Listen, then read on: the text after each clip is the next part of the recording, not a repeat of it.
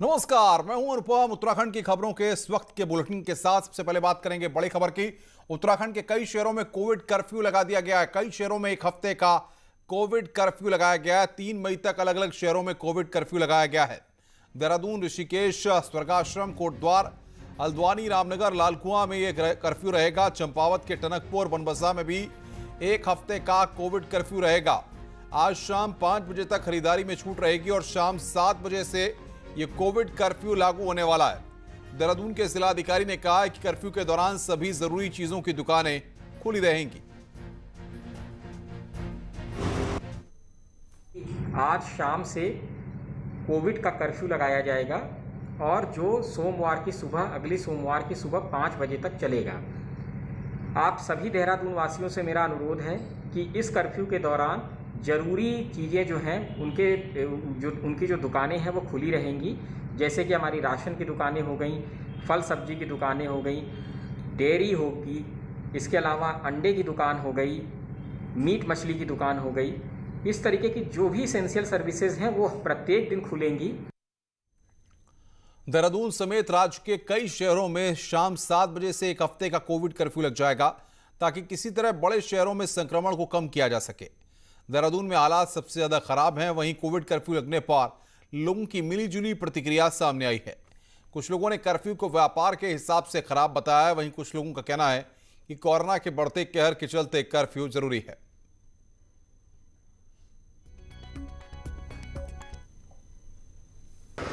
जैसे पीछे था पिछले साल वही हालत हो जाएगी। फिर वही लाले पड़ जाएंगे। गरीबों को तो लाले ही पड़ेंगे। जिनके पास है वो तो ऐसा है चलो अरेंजमेंट कर देंगे, ऑनलाइन मंगा देंगे। लेकिन ये है कि जो गरीब है उनके लाले पड़ जाएंगे। गलती व्यापारी नजर देखो तो गलती है, अगर बीमारी की वजह से देखो तो हिसाब तो ठीक है, लेकिन अगर व्यापारी की उससे देखो तो मजदूर वगैरह सारे भूखे मर जाएंगे यहाँ। तो फिर व्यापारों का तो बहुत वो आ जाएगा। सर सही है, अगर कोविड ज़्यादा फैल रहा है तो लगना चाहिए, पर सर अब जो सेविंग्स थी पहले लोगों की वो तो पहले ही खर्च हो चुकी है, तो थोड़ा इसको ध्यान में रख के लगाना चाहिए।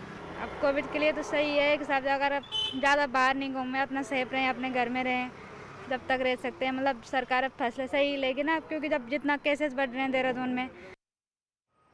उत्तराखंड की राजधानी देहरादून समेत कई शहरों में आज शाम 7 बजे से 3 तारीख सुबह 5 बजे तक कोविड कर्फ्यू लगेगा। इस दौरान सिर्फ जरूरी सामान की दुकानें खुली रहेंगी। इसके अलावा प्राइवेट वाहनों को चलने की इजाजत नहीं होगी। सिर्फ जो पब्लिक कन्वेंस होगा वो चलेगा। किसी को कहीं जाना है तो उसको परमिशंस लेनी होंगी, उसको पास बनाने होंगे।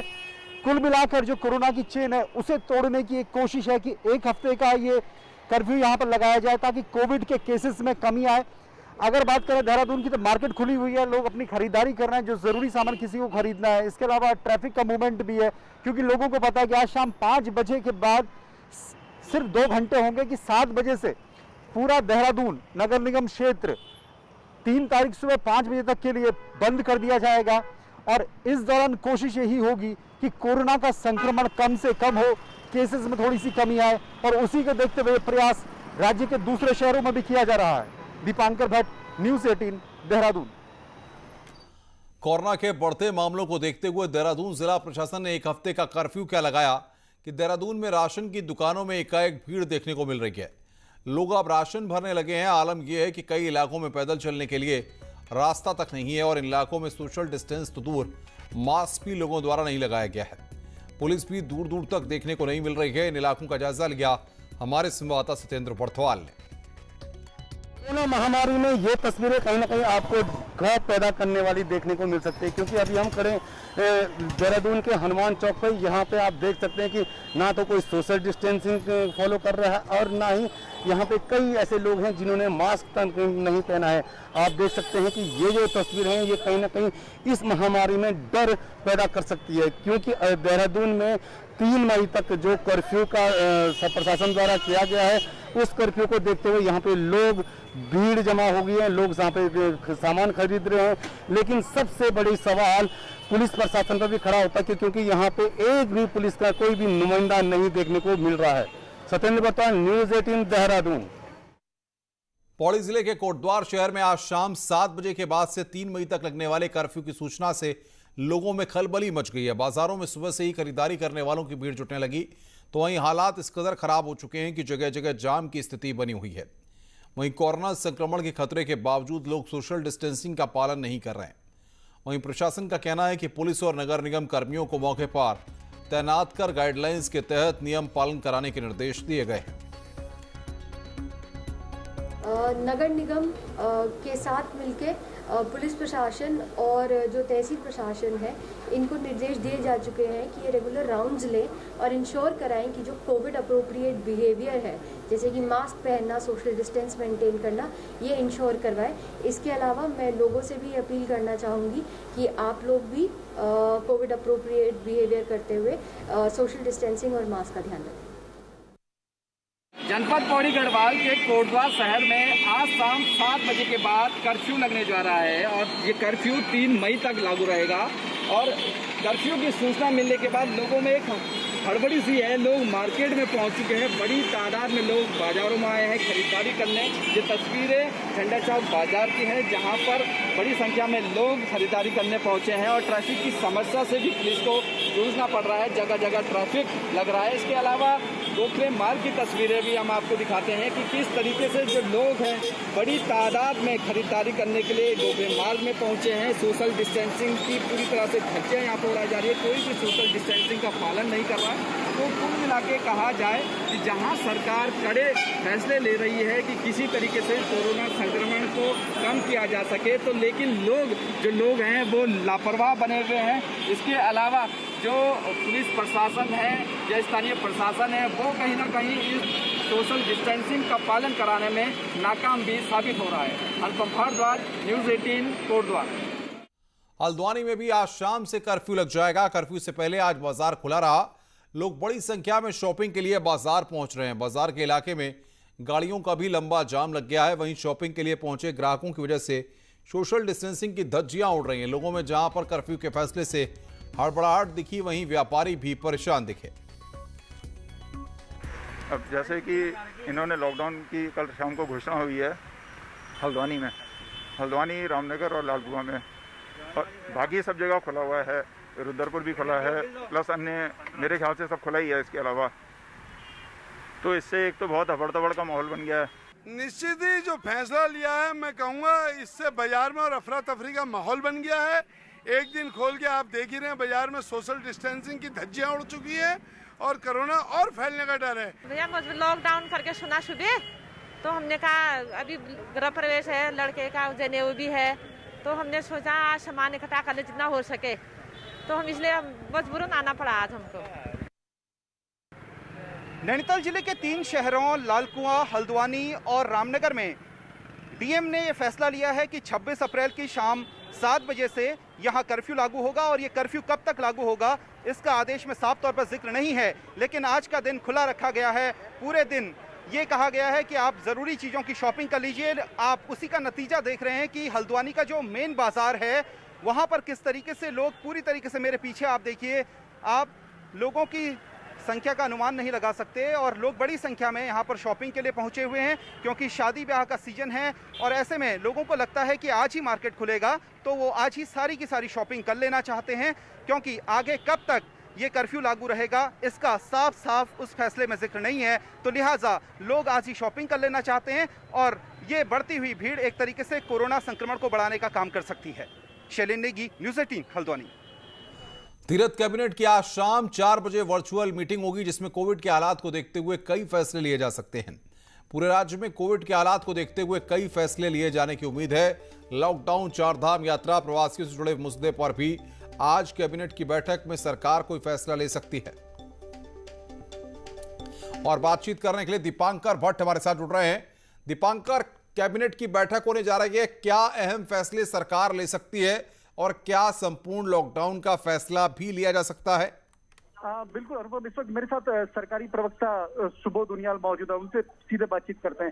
सर, आज कैबिनेट की बैठक होने वाली है, संपूर्ण लॉकडाउन का फैसला भी क्या सरकार सर विचार कर सकती है? कैबिनेट की बैठक है, अभी इस तरह की स्थिति नहीं है, लेकिन कैबिनेट की बैठक में निश्चित रूप से बहुत गंभीरता से विचार किया जाएगा कि क्या क्या प्रयास किए जा सकते हैं ताकि लोगों को संक्रमण से बचाया जा सके। प्रवासी आ रहे हैं, 4 धाम यात्रा है, बड़े चैलेंजेस है, बोर्ड की परीक्षा रद्द कर दी गई है 10th की, ऐसे बड़े फैसले 4 धाम यात्रा, इन प्रवासियों के आने जाने, क्वारंटीन सेंटर, इनको लेकर भी हो सकते हैं।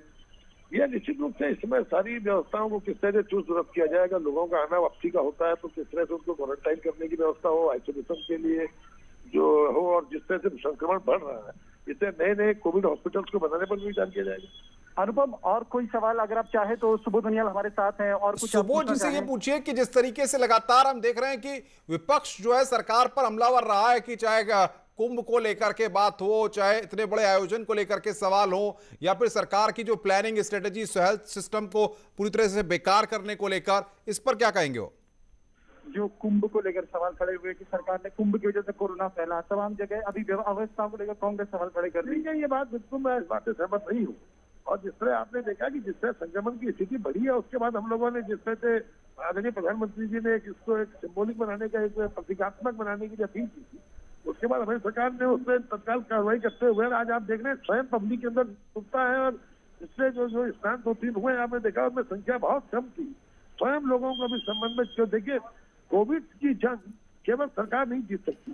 कोविड की जंग बिना जन सहभागिता के, जन जागरूकता के नहीं जीती जा सकती है। तो आज सरकार का प्रयास है कि जितना ज्यादा जन जागरण इसमें लाया जा सके, जिससे जन सहभागिता से हम कोविड को हरा सके, इस पर हम लोग काम कर रहे हैं। सुबोध जी, हरक जी ने जो बात कही थी कल, पूछिए आप। दीपांकर हरक सिंह रावत ने कहा कि कैबिनेट में आज वो पूरे मामले को रखेंगे और संपूर्ण लॉकडाउन की मांग करेंगे। जब अपने ही आपके कह रहे हैं लॉकडाउन लगाइए, तो फिर आप कैसे उससे पीछे हटेंगे? तो मेरे भाई अनुपम जी, कैबिनेट का मतलब क्या हुआ? कैबिनेट का मतलब सामूहिक नेतृत्व है। हरक सिंह जी ने अपने विचार रखे हैं। सामूहिक तौर पर पूरी कैबिनेट बैठकर क्या निर्णय लेती है, कैबिनेट की मीटिंग होने दीजिए, आपको मालूम हो जाएगा।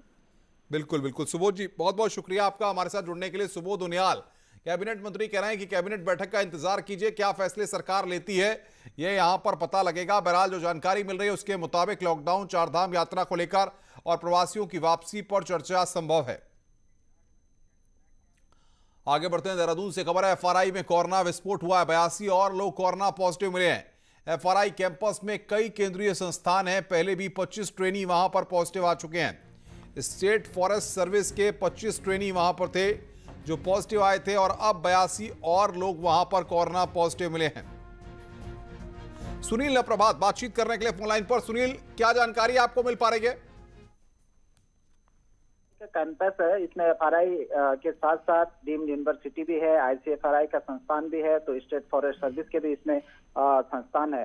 पहले भी 25 जो ट्रेनी ऑफिसर थे कोरोना पॉजिटिव आए थे, और एक बार फिर से 82 और ऑफिसर्स और उनके स्टाफ मेंबर्स यहाँ पर पॉजिटिव आए हैं। इसके चलते एफआरआई को पूरी तरह से बंद कर दिया गया है। जो बाहर से जो आगंतुक एफआरआई आए थे उनको उनके लिए पूरा एफआरआई का जो संस्थान है उसको बंद कर दिया गया है, और जो लोग पॉजिटिव आए हैं उनकी कांटेक्ट ट्रेसिंग की जा रही है। कुछ को एफआरआई कैंपस में ही आइसोलेट किया गया है, तो कुछ लोगों को हॉस्पिटलाइज भी किया गया है जिनकी स्थिति थोड़ा सा, जिनमें संक्रमण की रफ्तार तेज है, वायरल लोड ज्यादा है। तो इसको देखते हुए पूरे एहतियातन जो एफआरआई पूरा कैंपस है उसको एक तरह से लॉकडाउन कर दिया गया है। बहुत बहुत शुक्रिया सुनील, आप नजर बना के रखिए, आगे भी हम आपसे अपडेट लेते रहेंगे।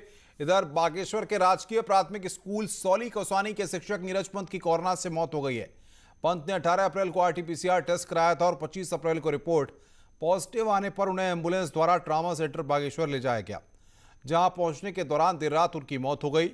बताया जा रहा है कि पंत ने 2 बार छुट्टी के लिए आवेदन किया था, लेकिन उसे मंजूर नहीं किया गया।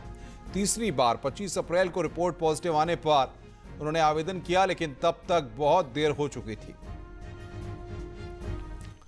पिथौरागढ़ में शराब की दुकान खोलने के आरोप में 3 लोगों को गिरफ्तार किया गया है। बताया जा रहा है कि नियमों के खिलाफ शराब की दुकानें खोली गई थी। आपदा प्रबंधन एक्ट के तहत तीनों की गिरफ्तारी की गई है। तो पिथौरागढ़ से खबर, 3 लोग गिरफ्तार किए गए हैं। कोरोना के बढ़ते मामलों के बीच मरीजों के लिए ऑक्सीजन कमी की शिकायतें बढ़ी हैं, लेकिन चंपावत जिले में स्वास्थ्य महकमे के पास ऑक्सीजन की कमी नहीं है। चंपावत सीएमओ ने बताया कि जिले भर के अस्पतालों में 300 से ऑक्सीजन सिलेंडर हैं, और अस्पतालों में कोरोना पॉजिटिव केस आने पर मरीजों के लिए ऑक्सीजन की कमी नहीं रहेगी। वर्तमान में जिला चंपावत के अंतर्गत ऑक्सीजन की उपलब्धता एवं ऑक्सीजन की सप्लाई सामान्य है। जिले में हमारे पास इस समय ऑक्सीजन के लगभग 300 सिलेंडर हैं, जो अपने आप जिले के लिए पर्याप्त एवं पूर्ण है। अल्मोड़ा के बेस अस्पताल में दिसंबर से आरटीपीसीआर लैब शुरू हो चुकी है, जहां पर रोजाना 800 से 1000 कोरोना सैंपलों की जांच हो रही है। लैब के इंचार्ज जितेंद्र देवराली 24 घंटे से पहले ही जांच रिपोर्ट दे रहे हैं। इसके लिए वो 12 घंटे से भी अधिक समय तक काम लैब में खुद कर रहे हैं। जल्द रिपोर्ट मिल जाने का लाभ मरीजों को भी मिल रहा है।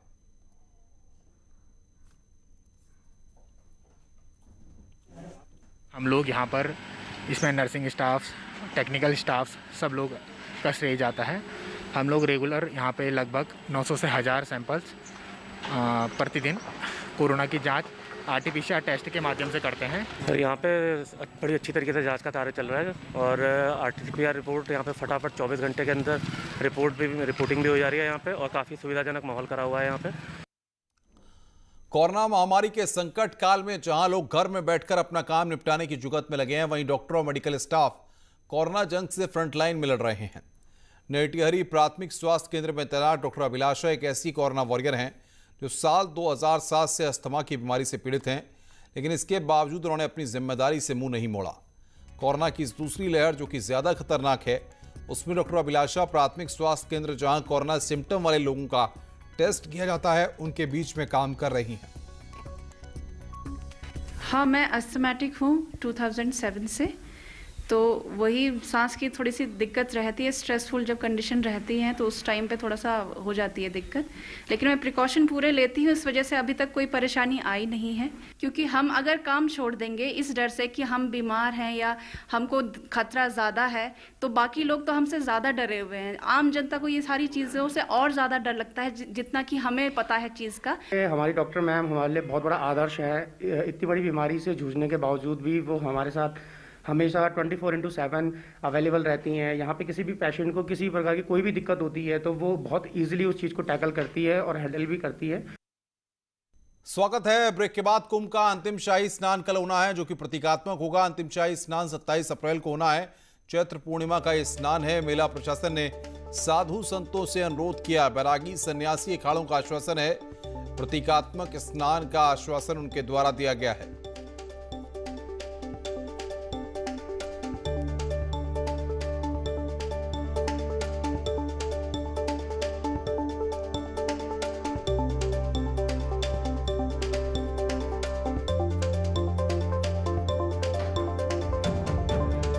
कल होने वाले शाही स्नान में सभी 13 अखाड़े प्रतीकात्मक रूप से शाही स्नान करेंगे। सभी अखाड़े के अधिकतम 100 साधु संत ही स्नान के लिए हर की पैड़ी जाएंगे। वहीं कुंभ मेला पुलिस द्वारा स्नान की सभी तैयारियां पूरी कर ली गई हैं। प्रतीकात्मक स्नान होने से व्यवस्था में बदलाव किया गया है। साधु संतों के स्नान के लिए सुबह 7 बजे की बजाय अब हर की पैड़ी को 10 बजे खाली कराया जाएगा। शहर में भी शाही यात्रा वाले रूट को छोड़कर सभी क्षेत्रों में आवाजाही जारी रहेगी। वहीं लोगों के लिए रजिस्ट्रेशन और 72 घंटे पहले की नेगेटिव रिपोर्ट देना अनिवार्य होगा।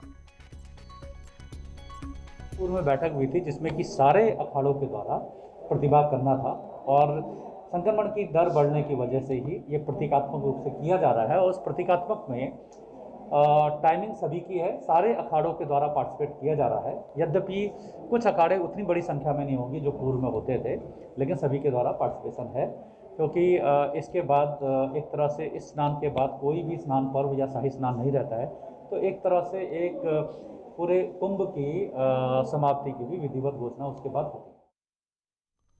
21वीं सदी में 4G स्पीड के साथ इंटरनेट सेवा के आदी हो चुके लोगों के मन में क्या भी ये सवाल आता होगा कि उत्तराखंड जैसे प्रदेश में कुछ ऐसे इलाके होंगे जहां आज भी नेटवर्क की दिक्कत बनी हुई है।